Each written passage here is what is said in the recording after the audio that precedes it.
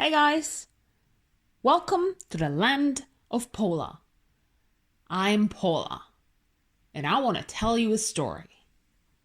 But first, step into a dream where laughter is extreme. Welcome to my fantasy. With me in your pants you'll pee. Step into a dream where laughter is extreme. Welcome to my fantasy. With me in your pants you'll pee. So come on, take my hand, and welcome to the land of Pola.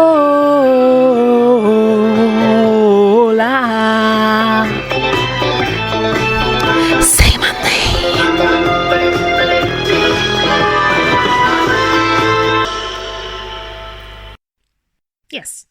Yes, I did write a song about myself for the purpose of this, whatever this is. I didn't write the music. It was written by Cyndi Lauper for the 2012 musical Kinky Boots. It's a great show. Awesome music.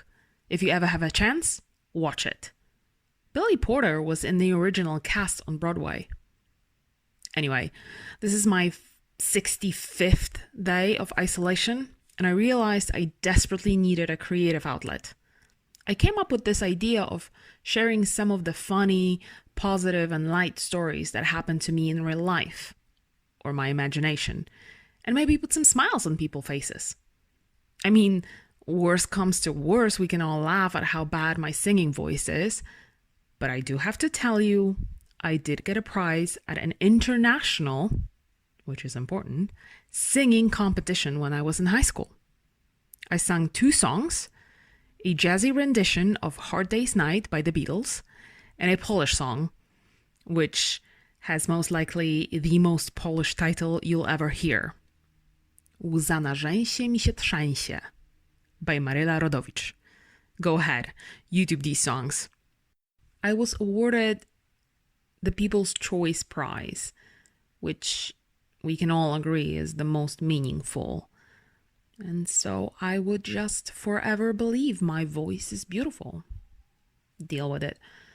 Anyway, for the next couple of weeks, I'll be sharing stories with you, and I really do hope you'll enjoy them. I was wondering which story I should choose for the first episode of this, whatever this is. Should I go for a big one and get you hooked? Or should I ease my way in with a simple tale? To be perfectly honest with you, I'm bothered and slightly uncomfortable by how imperfect this first attempt is going to be. But if I wait for perfection, I will be waiting forever. So let's just jump into it. Today's story is about Love Actually. Well, actually, Magic Actually. Yes, that's it. That's my title. Magic Actually. The year was 2007. Such simpler times. I've just graduated from university and decided to move to the UK. I wasn't ready for London. Instead, I chose a cute seaside city of Bournemouth, which I was familiar with. My friend set me up with his friends, so I had a place to stay. I bought one-way ticket and left Poland in a hope for a better life. The better life was still a couple of months away, but you gotta start somewhere. I was renting a tiny room where only a bed and a nightstand could fit. I wasn't even able to unpack my suitcase, but it wasn't important. I spent days and nights on applying for jobs, taking care of all the paperwork that comes with immigration. It was tough. I felt alone. I knew that finding a job would take some time. I also knew I would be starting from the very beginning. Restaurants, bars, department stores, these were my options.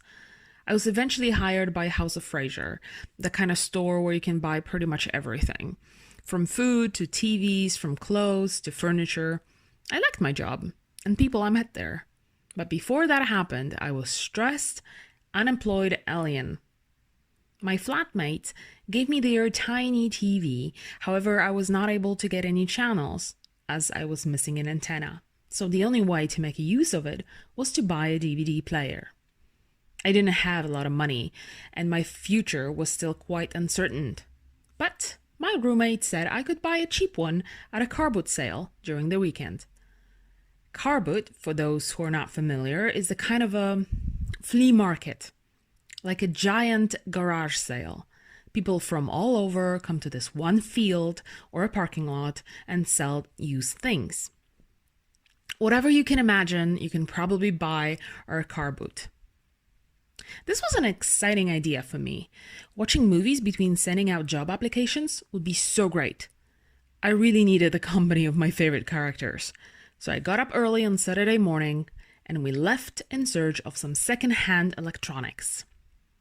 After a couple of hours of walking around and bargaining, I finally purchased a used DVD player for exactly £5. I felt it was a good deal, and I was almost ready to go back home. However, I was still tempted to buy a movie so I could watch immediately. I knew that people I lived with had some DVDs, but they didn't have the one I wanted the most. What I wanted was Love Actually.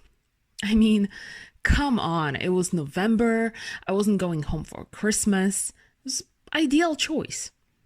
I did find it, but the guy who was selling the movies wanted £5 for a DVD. It didn't make sense to me to buy a DVD and pay the same amount of money as I paid for a DVD player, so I didn't buy it. I remember sitting in the back of my friend's car on our way back home, feeling disappointed, yet a little bit proud of how financially reasonable I behaved. I decided that once I signed the job contract, I will award myself with a bunch of new DVDs. I just needed to be patient, and now even more determined to find a job. When we got to our place, I rushed to my room. I needed to make sure my new best friend is working properly. I asked one of the girls to lend me whatever movie she had so I could run tests. I plugged the thing to the other thing. The green light lit up, the noise was made, and the tray ejected. On it, totally innocently, laid a DVD of Love Actually. Clearly, a person that sold me their player did not check if they left anything inside. And they did. And not just a random movie. They left the only movie I wanted.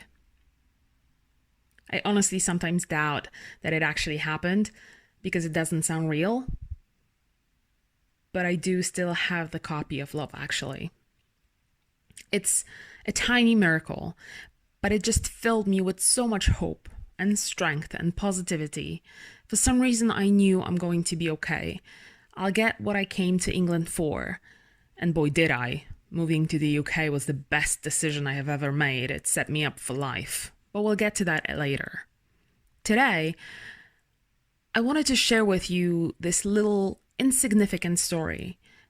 That feeling, however, that sense of joy, surprise, and the abundance of luck that was in store for me was quite remarkable. It was possibly one of the greatest feelings ever. Because at that very moment, I got exactly what I wanted. By mistake, but still. Listen, I'm sure we'll all get what we want and need sooner or later, one way or the other. In the meantime, let's just take care of each other. And, I don't know, let's make each other smile. Especially now.